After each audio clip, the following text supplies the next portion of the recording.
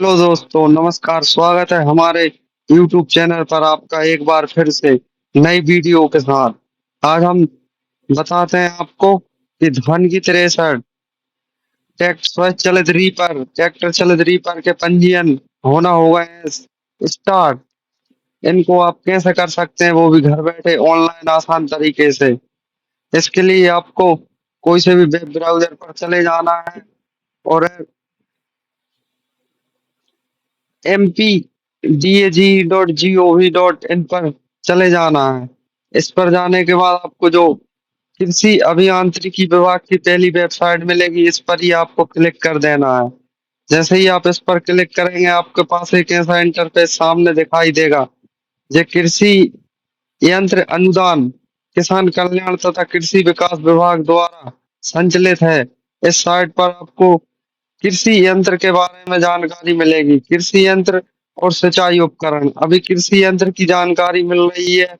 इसके पंजीयन चल रहा है कृषि यंत्र वाले के, तो हम संचालित कृषि यंत्र अभियांत्रिकी पर क्लिक करेंगे।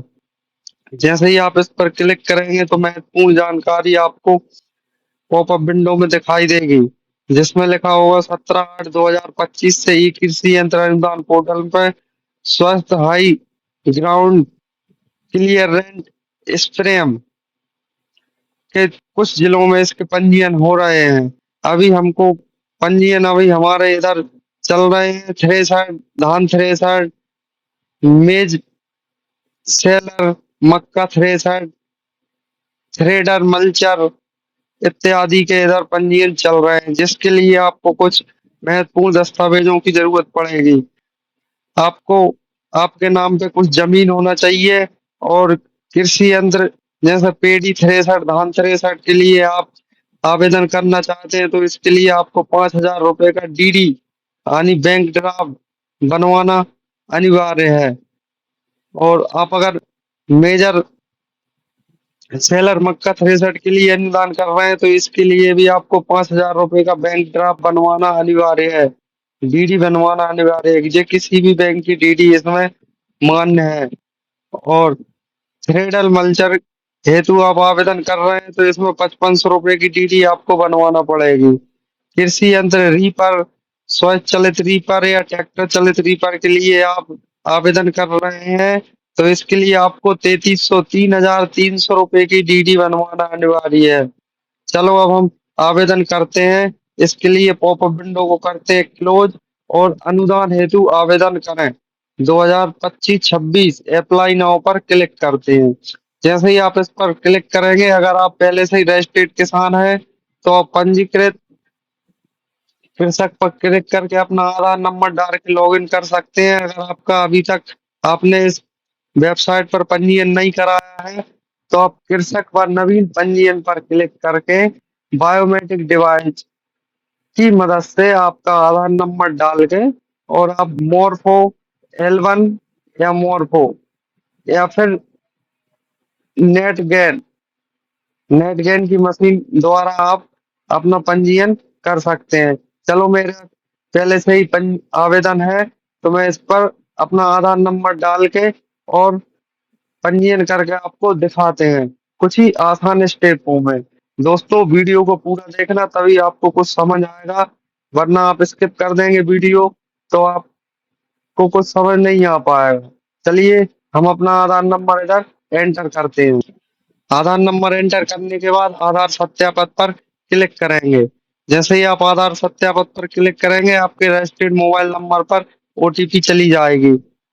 इसमें आपको पीछे के 4 अंक की भी बताएगा। जिस नंबर पर ओटीपी गई है, उस नंबर के लास्ट के 4 अक्षर बताएगा। चलो, हमारे पास ओटीपी आ गई है। अब हम इस ओटीपी डालते हैं। ओटीपी एंटर करने के बाद ओटीपी सत्यापन बटन पर क्लिक करेंगे। जैसे ही इस बटन पर क्लिक करेंगे, हमारे सामने एक ऐसा इंटरफेस ओपन होगा, जिसमें हमारी जानकारी, कृषक की व्यक्तिगत जानकारी, कृषक की भूमि की जानकारी, कृषक के बैंक विवरण की जानकारी और कृषक की संपूर्ण जानकारी, हमारे पास 4 ऑप्शन दिखाई देंगे। तो हम कृषक की व्यक्तिगत जानकारी, जैसे नाम, पिता का नाम, आधार नंबर, जेंडर, मोबाइल नंबर, जिला, विकास खंड, ग्राम और उसका पता, ये हमारे सामने दिखाई देगा। चलो अब विवरण अपडेट करें। हमें थोड़ा इसको करना है, उसके बाद विवरण अपडेट करें। इधर हमारा गांव सिलेक्ट कर लेना है, जौन सा आपका गांव होगा वो आपको गांव सिलेक्ट कर लेना है। और मोबाइल नंबर के लास्ट के 4 अक्षर इस पे डले ही हैं ऑलरेडी। अगर आपके पास बीपीएल नंबर है तो बीपीएल नंबर डाल सकते हैं, समग्र आईडी नंबर है समग्र आईडी नंबर डाल सकते हैं। और जाति जौन सी भी आप जाति से बिलोंग करते हैं, जैसे एससी है, एसटी है, ओबीसी है, इसमें कैटेगरी डलेगी आपकी। जौन सी भी आप कैटेगरी से बिलोंग करते हैं उस कैटेगरी को सिलेक्ट करना है। सिलेक्ट करने के बाद अगर आप एससी एसटी से हैं तो आपको जाति प्रमाण पत्र लगेगा। अगर आप सामान्य से हैं तो आपको जाति प्रमाण पत्र की आवश्यकता नहीं होगी। चलिए मैं फॉर्म में आगे बढ़ते हैं। तो इधर जाति प्रमाण पत्र एंटर करते हैं। जैसे ही हम जाति प्रमाण पत्र नंबर एंटर करते हैं, इसके बाद जाति प्रमाण पत्र सत्यापन पर क्लिक करेंगे। जाति प्रमाण पत्र हमारा सत्यापित हो गया है। अब नेक्स्ट आगे बढ़ेंगे। जानकारी सुरक्षित करने के बाद अब हम कृषक के भूमि की जानकारी पर क्लिक करेंगे। जैसे ही इस पर क्लिक करेंगे तो हमारी जो भी जहाँ पर भी जमीन है उसका खसरा नंबर और हमारा हल्का नंबर सिलेक्ट करके हमें ये भी सुरक्षित कर लेना है।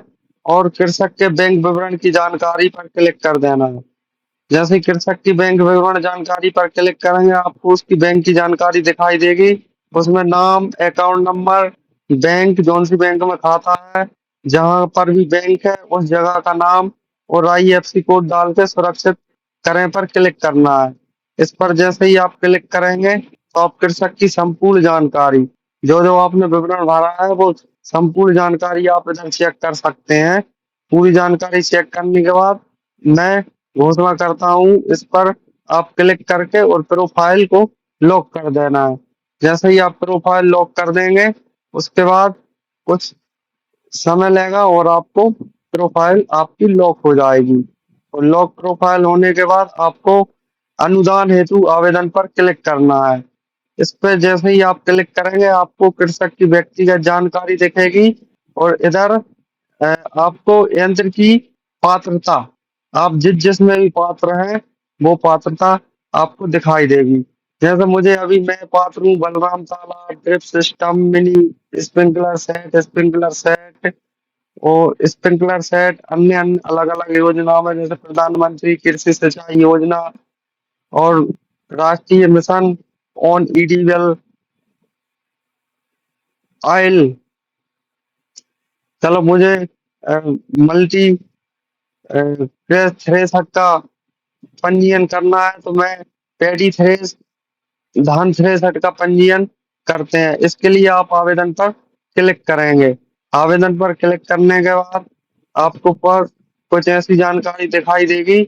और इस पर बैंक खाता जौन से भी बैंक से आपने डीडी बनवाई है उस बैंक की डीडी का नंबर आपको दिखाई देगा, उस बैंक का नाम दिखाई देगा। उसमें आप इधर से सिलेक्ट कर लेना है जौन सी भी, जैसे मैंने इस बैंक की बनाई है मैंने इसका नाम सिलेक्ट किया। अब डीडी का नंबर इधर एंटर करना है, डीडी की डेट करना है और डीडी को अपलोड कर देना है। चलो मैं फिर प्रक्रिया को करते हैं। डीडी अपलोड डीडी अपलोड कर दी है।